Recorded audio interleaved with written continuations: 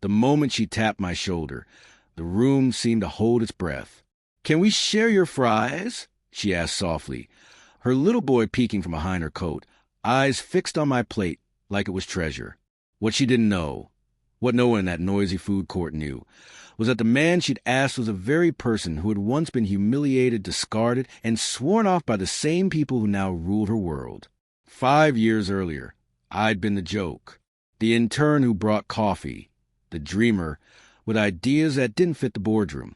They'd laugh when I pitched a supply chain overhaul that would save millions. They'd laughed harder when I resigned instead of begging. I left with a cardboard box, a bruised ego, and a promise to myself. Never forget how it feels to be invisible. So when she asked for fries, I slid the plate toward the boy and smiled. "Of course," I said. The kid grinned like I'd hand him the moon. She thanked me, embarrassed, explaining that her card had been declined and her shift started in 10 minutes. Her voice carried the weight of 1,000 small losses. I nodded, paid for their meal, and watched them sit. Then I noticed the logo on her jacket. The same company that had crushed my proposal, promoted the man who stole it, and fired half its floor last winter. The same company hosting a lavish investor luncheon upstairs. White linens, crystal glasses, smug smiles. I finished my coffee and made a call. By the time the luncheon began, I was already in the private elevator. No announcements, no entourage. Just me, a tailored suit, and the calm that comes from knowing the truth will land like thunder. I took a seat at the head table as the COO. My old manager froze mid-sentence. His face went pale, then red.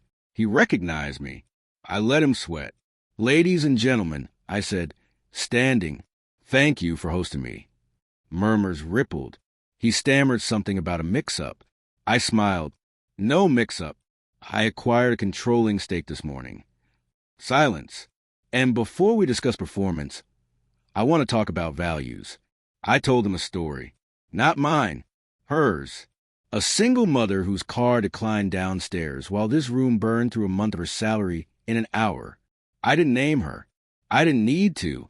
I spoke about the layoffs approved with bonuses intact, about ideas stolen and careers stalled, about a culture that mistook cruelty for efficiency.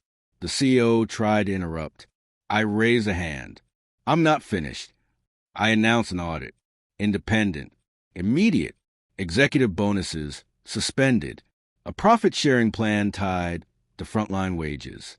And one more thing. The promotion list would be revisited.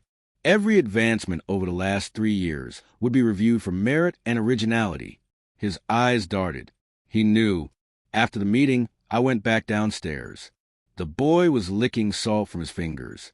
His mother stood when she saw me, flustered. "I wanted to pay you back," she said, holding out crumpled bills. "Keep it," I replied. "What's your name?" She told me. I told her mine. Recognition flickered, then disbelief. I nodded. "Yes." Her shoulders sagged. "I'm sorry. I didn't know." "That's the point," I said gently. "You shouldn't have to." I asked about her job. She worked in logistics, night shifts, always filling in. I asked what she'd change if she could. She talked about wasted routes, broken software, overtime paid late. I listened, really listened. 2 weeks later, the audit hit like a storm. The executive who'd stolen my idea resigned for personal reasons. The CEO was placed on leave pending investigation. Promotions were frozen, then restarted, this time with receipts. I invited a small group from the floor to present improvements. She was one of them. Her proposal saved the company more in 6 months than my original plan would have in a year. She didn't know I'd seen it coming. She didn't know I'd kept her name off the rumor mill. She only knew that when the announcement came, it was her picture on the screen, her title upgraded, her hours normalized, her pay doubled. On her first day in the new role, she brought her son to the lobby. He ran to me, holding a paper bag. "For you," he said. Inside were fries. Cold. Perfect. The board wanted a public victory lap. I declined. Revenge doesn't always need applause. Sometimes it's quieter. Sometimes it's watching the people who once laughed pack their offices while the people they ignored finally take the table. That night, I sat alone in the same food court. Different plate. Same fries. I thought about how power reveals itself. Not in how loudly you can be heard, but in whether you notice a tap on your shoulder. She hadn't known who I was when she asked. And that was exactly why she deserved the answer she got.